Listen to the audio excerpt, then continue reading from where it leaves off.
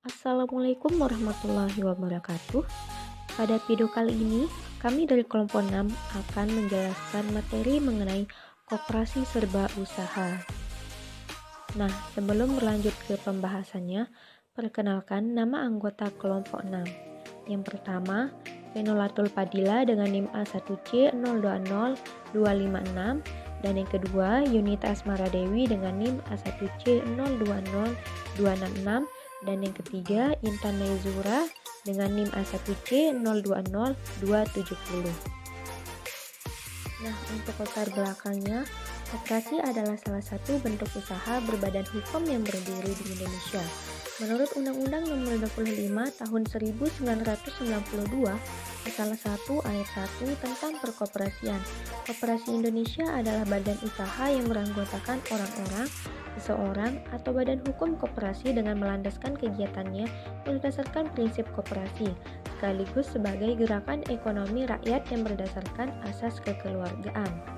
Koperasi berperan positif dalam pelaksanaan pembangunan nasional di Indonesia, baik secara langsung maupun tidak langsung. Koperasi merupakan sarana peningkatan kemajuan ekonomi bagi anggotanya dan bagi masyarakat. Hal ini sesuai dengan tujuan koperasi, khususnya untuk memajukan kesejahteraan anggota dan masyarakat pada umumnya. Selanjutnya, landasan teori. Yang pertama, pengertian koperasi. Pengertian koperasi menurut Undang-Undang tahun 1967 adalah sistem organisasi ekonomi pada rakyat yang memiliki sifat sosial, memiliki beberapa anggota dan berbadan hukum. Koperasi adalah suatu susunan pada ekonomi sebagai salah satu bentuk usaha bersama berdasarkan pada asas kekeluargaan. Koperasi bukan sebuah perkumpulan modal, akan tetapi perkumpulan dari orang-orang yang akan menjadi anggota koperasi. Landasan teori yang kedua yaitu tentang prinsip koperasi. Prinsip-prinsip koperasi menurut Undang-Undang Nomor 25 Tahun 1992 dan yang berlaku saat ini di Indonesia adalah yang pertama yaitu keanggotaan bersifat sukarela dan terbuka. Prinsip ini mengandung pengertian bahwa seseorang tidak boleh dipaksa untuk menjadi anggota koperasi, namun harus berdasar atas kesadaran sendiri. Setiap orang yang akan menjadi anggota harus menyadari bahwa koperasi akan dapat membantu meningkatkan kesejahteraan sosial ekonominya. Dan untuk prinsip yang kedua, pengelolaan dilakukan secara demokrasi. Prinsip pengelolaan secara demokratis didasarkan pada kesamaan hak suara bagi setiap anggota dalam pengelolaan koperasi. Dan prinsip yang ketiga, pembagian sisa hasil usaha dilakukan secara adil sesuai dengan besarnya jasa usaha masing-masing anggota. Setiap anggota yang memberikan partisipasi aktif dalam usaha koperasi akan mendapat bagian sisa hasil usaha yang paling besar daripada anggota yang pasif. Anggota yang menggunakan jasa koperasi akan membayar nilai jasa tersebut terhadap koperasi, dan nilai jasa yang diperoleh dari anggota tersebut akan diperhitungkan pada saat pembagian hasil SHU. Prinsip yang keempat yaitu pemberian balas jasa yang terbatas terhadap modal. Modal dalam koperasi pada dasarnya digunakan untuk melayani anggota dan masyarakat sekitarnya dengan mengutamakan pelayanan bagi anggota. Dari pelayanan itu, diharapkan bahwa koperasi mendapatkan nilai lebih dari selisih antara biaya pelayanan dan pendapatan. Dan yang kelima, kemandirian. Kemandirian pada koperasi dimaksudkan bahwa koperasi harus mampu berdiri sendiri dalam hal pengambilan keputusan usaha dan organisasi. Dalam kemandirian terkandung pula pengertian kebebasan yang bertanggung jawab, otonomi, swadaya, dan keberanian mempertanggungjawabkan segala tindakan atau perbuatan sendiri dalam pengelolaan usaha dan organisasi. Prinsip yang keenam, pendidikan perkoperasian. Peningkatan kualitas sumber daya manusia koperasi atau SDMK adalah sangat vital dalam memajukan koperasinya. Hanya dengan kualitas SDMK yang baiklah, maka cita-cita atau tujuan koperasi dapat diwujudkan. Nampaknya, Undang-Undang Nomor 25 Tahun 1952 mengantisipasi dampak dari globalisasi ekonomi, di mana SDMK menjadi penentu utama berhasil tidaknya koperasi melaksanakan fungsi dan tugasnya. Dan prinsip yang terakhir yaitu kerjasama antar koperasi. Kerjasama antar koperasi dapat dilakukan di tingkat lokal, nasional, dan internasional. Selanjutnya, Bentuk dan jenis koperasi. Yang pertama, jenis koperasi menurut fungsinya. Yang pertama ada koperasi pembelian atau pengadaan atau konsumsi adalah koperasi yang menyelenggarakan fungsi pembelian atau pengadaan barang dan jasa untuk memenuhi kebutuhan anggota sebagai konsumen akhir. Kemudian yang kedua, koperasi penjualan atau pemasaran adalah koperasi yang menyelenggarakan fungsi distribusi barang atau jasa yang dihasilkan oleh anggotanya agar sampai di tangan konsumen. Kemudian yang ketiga, koperasi produksi adalah koperasi yang menghasilkan barang dan jasa, di mana anggotanya bekerja sebagai pegawai atau karyawan koperasi. Dan yang keempat, koperasi jasa adalah koperasi yang menyelenggarakan pelayanan jasa yang dibutuhkan oleh anggota, misalnya simpan, pinjam, asuransi, angkutan, dan sebagainya. Dan yang kedua, jenis koperasi berdasarkan tingkat dan luas daerah kerja. Di sini ada koperasi primer, yaitu koperasi yang minimal memiliki anggota sebanyak 20 orang perseorangan. Kemudian ada koperasi sekunder, yaitu koperasi yang terdiri dari gabungan badan-badan koperasi serta memiliki cakupan daerah kerja yang luas dibandingkan dengan koperasi primer. Nah, koperasi sekunder ini dapat dibagi menjadi, yaitu ada koperasi pusat, adalah koperasi yang beranggotakan paling sedikit 5 koperasi primer, kemudian ada gabungan koperasi, yaitu koperasi yang anggotanya minimal 3 koperasi pusat, dan yang ketiga induk koperasi, yaitu koperasi yang minimum anggotanya adalah 3 gabungan koperasi. Yang ketiga, jenis koperasi menurut status keanggotaannya, yaitu ada koperasi produsen, adalah koperasi yang anggotanya para produsen barang atau jasa dan memiliki rumah tangga usaha. Kemudian ada koperasi konsumen, yaitu koperasi yang anggotanya para konsumen akhir atau pemakai barang atau jasa yang ditawarkan para pemasok di pasar. Selanjutnya, teori simpan pinjam. Nah, untuk pengertian simpan dan pinjam, yang pertama, simpan adalah suatu proses perjanjian untuk mengelola aset seseorang di mana pihak pengelola akan memberikan sejumlah retun kepada pemilik aset. Kemudian untuk pengertian pinjaman adalah suatu perjanjian antara orang yang meminjam dengan badan atau orang yang memberi pinjaman. Adanya perjanjian ini bukan berarti setiap pengajuan pinjaman pasti dapat diperoleh, tetapi ada persyarat-syaratan yang harus dipenuhi. Teori simpan pinjam selanjutnya yaitu yang pertama, pengertian koperasi simpan pinjam. Koperasi simpan pinjam adalah didirikan bertujuan untuk memberikan kesempatan kepada anggotanya untuk memperoleh pinjaman dengan mudah dan dengan bunga ringan. Koperasi simpan pinjam juga berusaha untuk mencegah para anggotanya agar tidak terlibat dalam jeratan kaum lintah darat pada waktu mereka memerlukan sejumlah uang, dengan jalan menggiatkan tabungan dan mengatur pemberian pinjaman uang dengan bunga yang serendah-rendahnya. Koperasi simpan pinjam menghimpun dana dari para anggotanya yang kemudian menyalurkan kembali dana tersebut kepada para anggotanya. Kemudian yang kedua, tujuan koperasi simpan pinjam. Koperasi simpan pinjam memiliki tujuan untuk mendidik anggotanya hidup berhemat dan juga menambah pengetahuan anggotanya terhadap perkoperasian untuk mencapai tujuannya. Koperasi simpan pinjam harus melaksanakan aturan mengenai peran pengurus, pengawas, manajer, dan yang paling penting, rapat anggota. Pengurus berfungsi sebagai pusat pengambil keputusan tinggi, pemberi nasihat, dan penjaga berkesinambungannya organisasi dan sebagai orang yang dapat dipercaya. Selanjutnya, prinsip utama koperasi simpan pinjam. Koperasi simpan pinjam memiliki 3 prinsip utama. Yang pertama, swadaya. Pengertian koperasi swadaya adalah memiliki prinsip bahwa tabungan hanya diperoleh dari anggotanya. Kemudian yang kedua, setia kawan. Pengertian koperasi setia kawan adalah memiliki prinsip bahwa pinjaman hanya diberikan kepada anggota. Dan yang ketiga, pendidikan dan penyadaran. Pengertian koperasi pendidikan dan penyadaran adalah memiliki prinsip membangun watak adalah yang utama. Jadi hanya yang berwatak baik yang dapat diberi pinjaman. Selanjutnya kita masuk ke pembahasan. Yang pertama, pengertian koperasi simpan pinjam. Istilah koperasi berasal dari kata CO yang artinya bersama, kemudian operation yang artinya usaha, yang secara bahasa berarti bekerja sama orang lain untuk mencapai tujuan tertentu.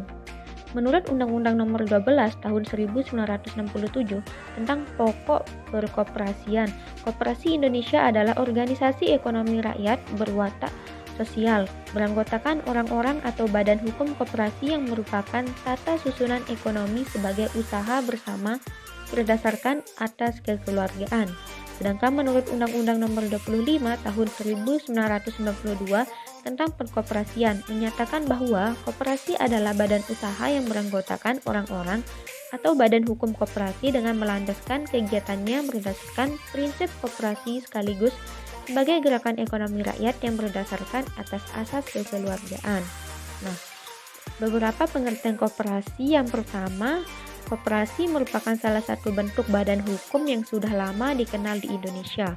Pelopor pengembangan perkoperasian di Indonesia adalah Bung Hatta, dan sampai saat ini beliau sangat dikenal sebagai Bapak Koperasi. Kemudian yang kedua, koperasi merupakan suatu kumpulan dari orang-orang yang mempunyai tujuan atau kepentingan bersama. Kemudian yang kedua, koperasi simpan pinjam dan pengelolaannya. Koperasi simpan pinjam dikelola dengan cara yang sama dengan koperasi pada umumnya. Hanya saja ada beberapa bagian teknis yang berbeda. Konsep dasar yang digunakan dalam koperasi harus dipahami terlebih dahulu oleh pengurus dan bisa melihat posting tentang manajemen koperasi untuk mengetahui lebih jauh tentang konsep dasar pengelolaan koperasi. Yang ketiga, manajemen koperasi simpan pinjam. Secara umum, ruang lingkup kegiatan usaha koperasi simpan pinjam adalah penghimpunan dan penyaluran dana yang berbentuk penyaluran pinjaman terutama dari dan untuk anggota. Pada perkembangannya, memang koperasi simpan pinjam melayani tidak saja anggota, tetapi juga masyarakat luas. Kemudian koperasi simpan pinjam dilihat dari aspek pasipa melakukan kegiatan penghimpunan dana, baik dari anggota maupun masyarakat umum. Selanjutnya, penghimpunan dan sumber dana koperasi simpan pinjam. A. Penghimpunan dana koperasi simpan pinjam.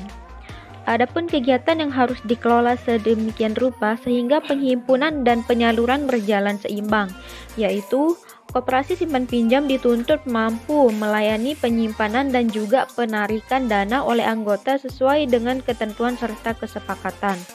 Kemudian, koperasi simpan pinjam juga menyalurkan dana yang terkumpul kepada anggota yang di masa datang akan diterima kembali secara bertahap. Kemudian yang B, sumber dana koperasi simpan pinjam. Pertama dari para anggota koperasi, yaitu berupa iuran wajib, iuran pokok, dan iuran sukarela. Kemudian yang berasal dari luar koperasi yaitu dari badan pemerintah, perbankan, dan lembaga swasta lainnya. Selanjutnya jenis koperasi simpan pinjam. Adapun jenis simpanan koperasi simpan pinjam adalah yang pertama simpanan pokok. Simpanan pokok adalah sejumlah uang yang sama banyaknya dan atau sama nilainya yang wajib dibayarkan oleh anggota kepada koperasi pada saat masuk menjadi anggota. Simpanan pokok tidak dapat diambil selama yang bersangkutan menjadi anggota. Kemudian yang B, simpanan wajib. Simpanan wajib adalah sejumlah simpanan tertentu yang tidak harus sama, wajib dibayar oleh anggota kepada koperasi dalam waktu dan kesempatan tertentu. Simpanan wajib tidak dapat diambil selama yang bersangkutan menjadi anggota. Kemudian yang C, tabungan koperasi, dan D, simpanan berjangka koperasi. Simpanan berjangka koperasi adalah simpanan pada koperasi yang penyetorannya dilakukan satu kali untuk suatu jangka waktu tertentu sesuai dengan perjanjian antara penyimpan dengan koperasi yang bersangkutan dan tidak boleh diambil sebelum jangka waktu tersebut berakhir. Selanjutnya, keuntungan koperasi simpan pinjam.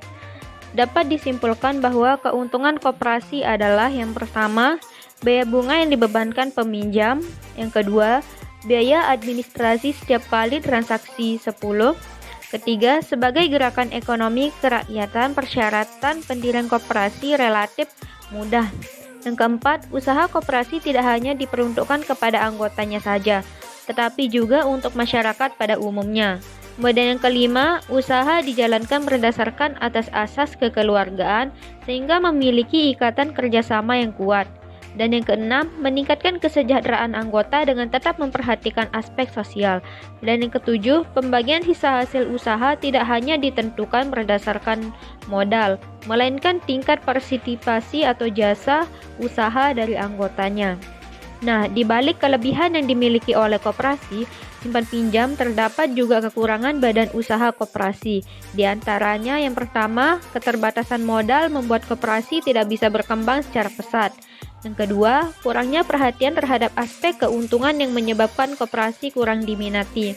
Yang ketiga, sifat keanggotaan yang sukarela menyebabkan manajemen koperasi tidak efektif. Dan yang keempat, koperasi cenderung bersifat eksklusif jika dibandingkan badan usaha lainnya. Selanjutnya di sini ada contoh kasus. Untuk soal yang pertama yaitu Koperasi Bintang Sejahtera pada akhir tahun 2019 memiliki data sebagai berikut. Itu simpanan pokok senilai 40 juta, simpanan wajib senilai 60 juta, simpanan sukarela senilai 4 juta, omset penjualan senilai 160 juta, SHU yang diperoleh 20 juta, kemudian jasa usaha senilai 40%, jasa simpanan sebesar 40%. Bila Heni memiliki simpanan 6 juta dan pernah melakukan pembelian di koperasi sebesar 4 juta, berapakah SHU yang diterima Ibu Heni? Jawabannya di sini untuk rumusnya yaitu SHU jasa simpanan sama dengan simpanan Ibu Heni dibagi total simpanan koperasi dikali persentase jasa modal dikali SHU sama dengan 6 juta dibagi 104 juta dikali 40 per 100 dikali 20 juta sehingga hasilnya 0,0576 dikali 8 juta sama dengan 461.538. Jadinya SHU jasa pembelian yaitu sama dengan pembelian Ibu Heni dibagi total penjualan dikali persentase jasa usaha dikali SHU. SHU jasa pembelian sama dengan 4 juta dibagi 160 juta dikali 40 per 100 sama dengan dikali 20 juta sehingga hasilnya 0,025 dikali 8 juta sama dengan 200.000. Jadinya total SHU yang diterima Bu Heni sama dengan SHU jasa simpanan ditambah SHU jasa pembelian yaitu sama dengan 461.538 ditambah 200.000 sama dengan 661.500.000. Jadi total SHU yang diterima yaitu sebesar 661.500. Lanjut untuk soal yang kedua, diketahui sisa hasil usaha koperasi simpan pinjam perguruan Bungau Hitam memperoleh 40 juta pada tahun 2022. Berdasarkan ADART, SHU tersebut akan dibagikan untuk jasa modal sebesar 25%, jasa anggota 30%, pengurus 10%, dana sosial 10%, dana pendidikan 15%, dan cadangan 10%. Sementara jumlah simpanan anggota berjumlah 60 juta dan penjualan sebesar 100 juta. Bila Grich Ananda Ginin merupakan anggota koperasi memiliki simpanan pokok senilai 100 juta dan simpanan wajib senilai 2 juta serta berbelanja menghabiskan 1 juta, maka SHU diperoleh sebesar. Nah, untuk penyelesaiannya di sini diketahui SHU-nya senilai 40 juta, jasa modal 25%, jasa anggota 30%, total simpanan yaitu 60 juta, total penjualan 100 juta, simpanan anggota 3 juta, dan penjualan anggota yaitu 1 juta. Nah, untuk rumusnya di sini SHU sama dengan jasa modal ditambah jasa anggota. Untuk jasa modal yaitu simpanan anggota dibagi total simpanan dikali persentase jasa modal dikali SHU. Sedangkan untuk jasa anggota sama dengan penjualan anggota dibagi total penjualan dikali persentase jasa anggota dikali SHU. Jawabannya di sini SHU sama dengan jasa modal ditambah jasa anggota. Untuk jasa modal yaitu sama dengan 3 juta dibagi 60 juta dikali 25% dikali 40 juta, jadi hasilnya 500.000. Untuk jasa anggota di sini 1 juta dibagi 100 juta dikali 30% dikali 40 juta hingga hasilnya 120.000. Jadinya 500.000 ditambah 120.000 sama dengan 620.000. Jadi total SHU yang akan diterima adalah 620.000. Jadi kesimpulannya di sini, koperasi merupakan suatu kumpulan dari orang-orang yang mempunyai tujuan atau kepentingan bersama. Koperasi simpan pinjam sebagai lembaga pembiayaan dikarenakan usaha yang dijalankan oleh koperasi simpan pinjam adalah usaha pembiayaan, yaitu menghimpun dana dari para anggotanya yang kemudian menyalurkan kembali dana tersebut kepada para anggotanya atau masyarakat umum. Sumber dana koperasi simpan pinjam berasal dari, yaitu dari para anggota koperasi berupa iuran wajib, iuran pokok, iuran sukarela. Sedangkan dana dari luar koperasi terdiri dari badan pemerintah, perbankan, dan lembaga swasta lainnya. Koperasi simpan pinjam didirikan bertujuan untuk memberi kesempatan kepada anggotanya untuk memperoleh pinjaman dengan mudah dan dengan bunga ringan. Koperasi simpan pinjam juga berusaha untuk mencegah para anggotanya agar tidak terlibat dalam jeratan kaum lintah darat pada waktu mereka memerlukan sejumlah uang, dengan jalan menggiatkan tabungan dan mengatur pemberian pinjaman uang dengan bunga yang serendah-rendahnya. Koperasi simpan pinjam menghimpun dana dari para anggotanya yang kemudian menyalurkan kembali dana tersebut kepada para anggotanya. Dan yang terakhir, saran. Adapun saran yang diberikan untuk koperasi agar dapat lebih baik lagi dan mengevaluasi program pemberdayaan ekonomi masyarakat. Yang pertama, tentang pengelolaan koperasi untuk terus mengupayakan pemaksimalan manajemen pengelolaan koperasi agar lebih baik dan dapat menjalankan program pemberdayaan ekonomi masyarakat. Dan yang kedua, yaitu untuk anggota dan pengurus koperasi agar lebih baik lagi dan mengkoordinasikan atau mengurus koperasi sebaik mungkin, sehingga tertata dan terstruktur dan dapat berjalan dengan lancar koperasi yang dijalankan. Yang ketiga, sosialisasi secara bertahap kepada masyarakat agar lebih mengerti dan paham dalam berkoperasi. Dan yang keempat, bagi pengurus terdahulu yang telah berpengalaman dalam berkoperasi, diharapkan dapat melatih dan melakukan bimbingan kepada pengurus dan anggota yang baru untuk lebih kreatif dan inovatif. Itu saja penjelasan materi dari kelompok 6. Sekian, wassalamualaikum warahmatullahi wabarakatuh.